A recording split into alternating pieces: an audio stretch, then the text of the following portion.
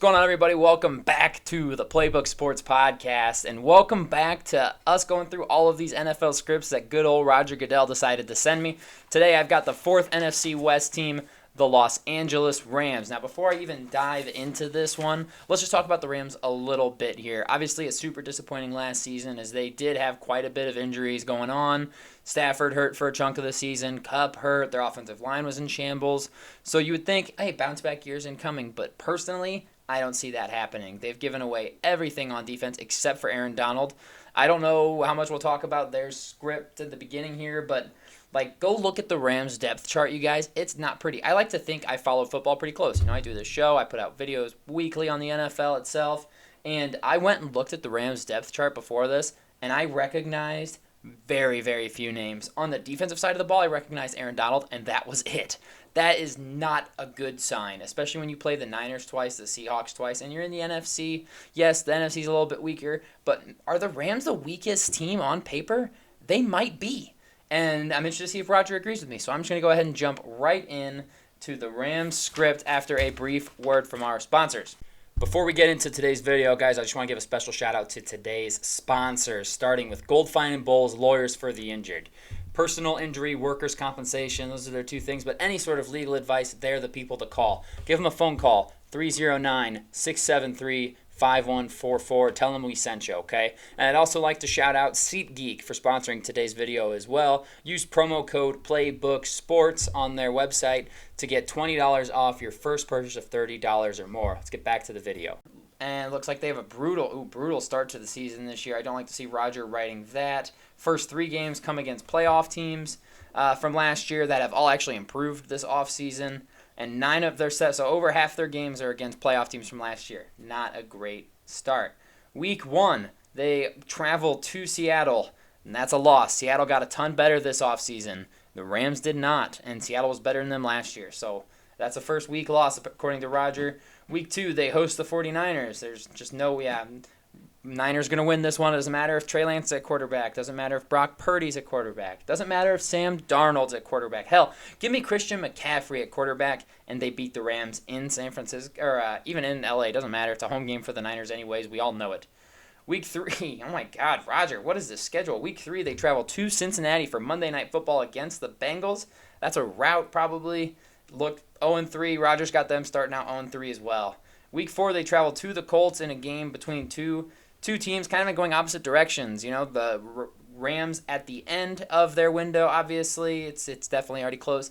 And then the Colts at the very beginning of theirs here, and it looks like the younger, hungrier team is going to win this one. Rodgers got the Colts winning this one, moving the Rams to 0-4 in their first 4 weeks.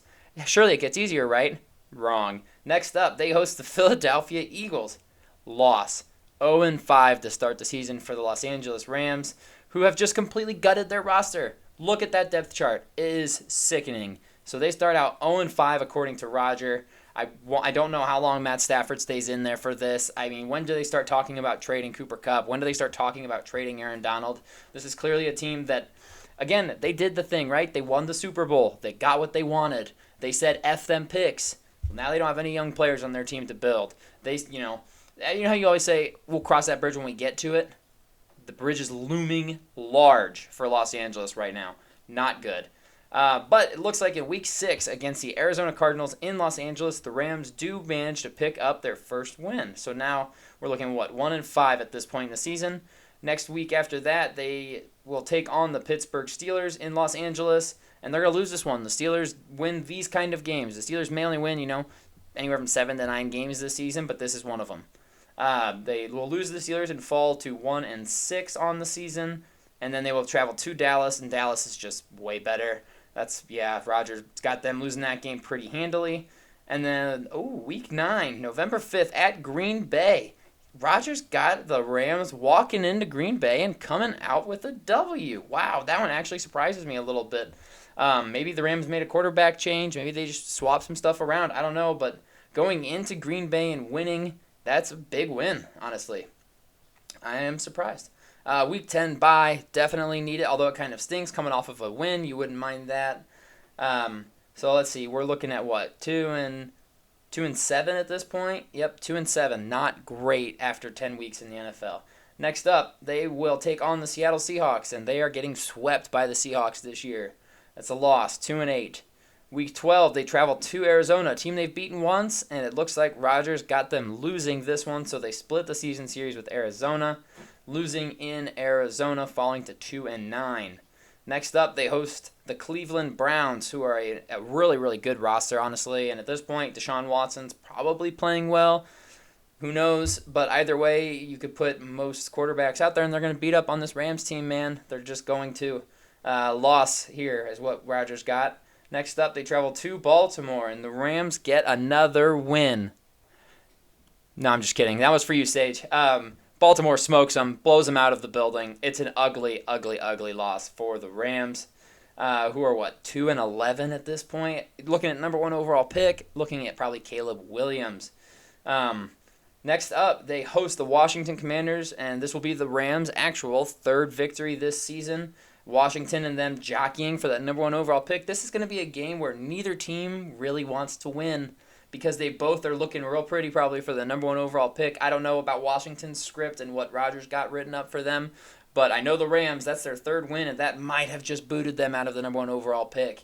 So we'll see. That's a tough one for the Rams to win, honestly. Let's see, Week 16, they will host the New Orleans Saints on Thursday Night Football, where the Saints will beat them on their home field, knocking the Rams down to 3-12. And then, let's see, New Year's Eve, the Rams will travel to the Giants, who are probably fighting for a playoff spot at this point in the season, and the Giants will win and knock the Rams down to 3-13. Going into the last week, the Rams aren't playing any starters. There's no Cooper Kupp out there. There's no Aaron Donald out there. There's probably no Matt Stafford out there. And it looks like the Niners are fighting for playoff spot, as you watched or listened to, hopefully, the Niners script. Spoiler alert. Niners are fighting for that division right here, and they have to win this game and hope Seattle chokes. And so the Niners in San Francisco against Los Angeles, ugly, ugly game. And that has the Rams finishing up 3-14 this season, dead last in the NFC West. Well, fighting with Arizona for dead last. I'll have to go back and check out my Arizona script again just to confirm. But fighting with the Cardinals for that first overall pick, fighting for last in the NFC West, and at the beginning of a full-blown rebuild. This team is toast. They did it. They won the Super Bowl. I would happily give up 5 to 10 years of bad football for one Super Bowl this year. If you told me right now, someone came to me and said, hey, Nate, Dolphins are going to win the Super Bowl this year, and then they're going to be a bad team for the next 6 to 7 years. Where do I sign? Sign me up, without a question. And if you are a fan of a team and you say that, except maybe the Chiefs, because the Chiefs are going to be there every single year, and maybe these other teams, but if you're not the Chiefs, you should take that deal. You would take that deal, in my opinion. So yeah, Rams 3-14, ugly season. We think maybe McVay calls it quits after that, recognizing we're at the beginning of a long rebuild. Let me know what you guys think about this one. It makes me sad because I do like the Rams. I always have. When they were in St. Louis, I went to several Rams games because they were kind of the local team. Them or the Bears. And I always enjoyed going to Rams games. I was real bummed when Cranky moved them out to Los Angeles.